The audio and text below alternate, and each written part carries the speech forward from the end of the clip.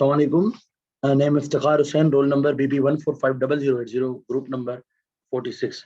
So basically, my presentation topic is teratogenicity.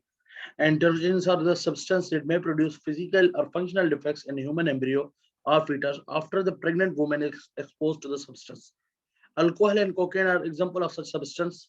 Exposure to the teratogens affect the fetus or embryo in variety of ways, such as the duration of exposure, the amount of teratogenic substance, and the stage of development of embryo or fetus is it during the exposure.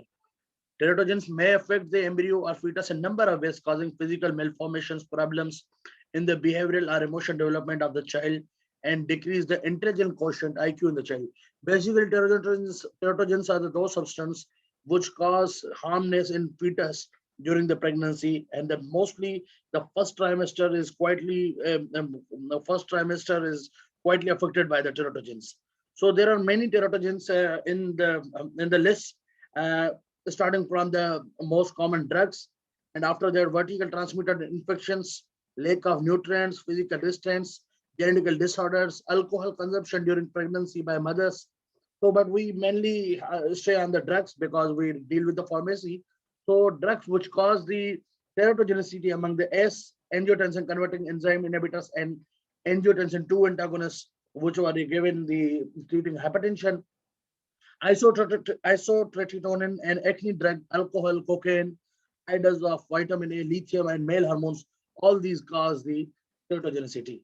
So the proven human teratogens, which drugs are proved that FDA-approved drugs which cause the teratogenicity, I mean the thalidomide, which cause phocomelia. Phocomelia is the abnormal development of the limbs and are multiple defects in the fetus.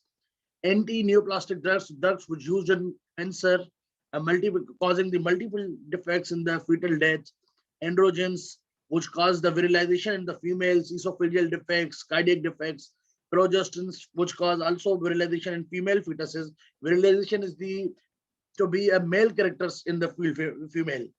Estilbestrol, which cause the vaginal carcinoma in female fetus. Retrial in the later stages of the life. Tetracyclines cause the discolored teeth, bone defects. Warfarin, which is commonly used drug, cause the nose, eye, hand defects, growth retardation.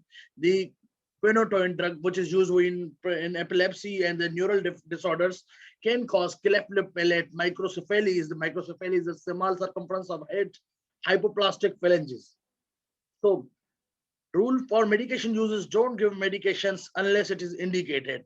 Weigh the benefits of maternal treatment with the risk of fetal exposure.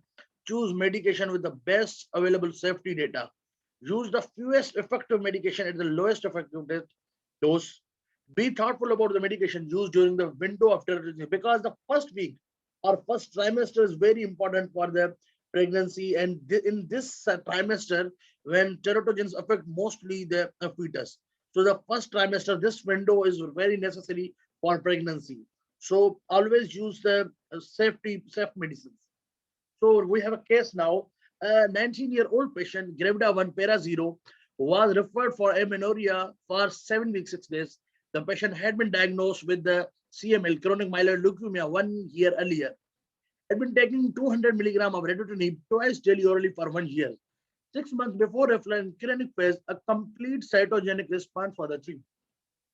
Normally, the patient had regular menstruation, and the urine beta HCG test was positive, and ultrasound examination showed that gestational sac was 1.26 centimeter. The fetal pole Maya 2.4 millimeter, 5 weeks, 5 days of gestation, which shows the 5 weeks, 5 days of gestation. Fetal heartbeat was 105 beats per minute. She was concerned about the teratogenic effects of redotinib, hence she decided to have termination of pregnancy. So mainly subject of this case, the 19-year-old pregnant woman, which was diagnosed 1 year ago CML, has been taking now 200 milligram redotinib, and he is now concerned about the teratogenic effects. Okay. So our mainly object is, after urine beta HCG was confirmed, urine HCG test was confirmed to be positive 12 days prior to his consultation. Ultrasound examination revealed a single intrauterine pregnancy of 12 weeks and 3 days of gestation. Blood analysis reveals that the white blood cells in normal range, hemoglobin is slightly lower than 9.4, and platelets in slightly lower range 64,000, which are basically due to the CML. renal and liver functions are normal. The pregnant woman had regular antenatal checkup.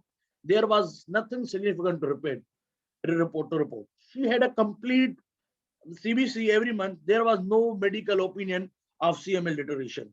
So note, what are the effects of hereditary if what the effects of the hereditary on the fetus. So at the end of 39th week, 6th day, the patient gave birth to a baby girl of weight of 3.3 kg. The Apgar score of the infant was 8 at first minute and 9 at 5 minutes. Examination revealed that ears are low set and absence of angle between the forehead and nose.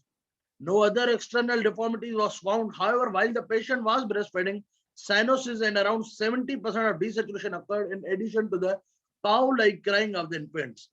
So chest X-ray revealed the haziness on both lower lobes. Rib deformity was suspected, which are shown on figure B. The computer chest CT showed the atelectasis of both lower lungs. The rib cage was found to be normal. Um, Echocardiogram, there was nothing significant to report. The laryngoscopy revealed the laryngomalacia. Laryngomalacia is a typical benign disorder in the children. The epiglottis was omega shaped and arytenoid collapsed during the inspiration.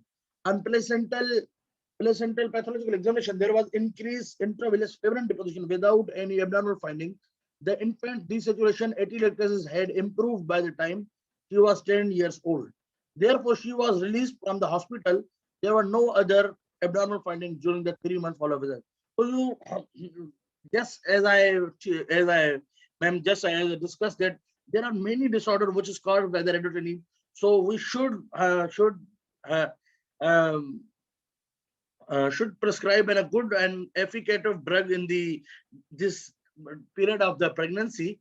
So the what we can do to reduce this teratogenicity is the recommendation is ask the patient do not take 200 milligram of hereditary as it is teratogenic agent. Ask to continue good and healthy diet. Come for routine checkup and laboratory test. In pregnancy, the use of drug is prohibited. Only take a good diet and being healthy. The misuse of drug or unwanted use of drug can affect the and fetal growth and health. So thank you, ma'am.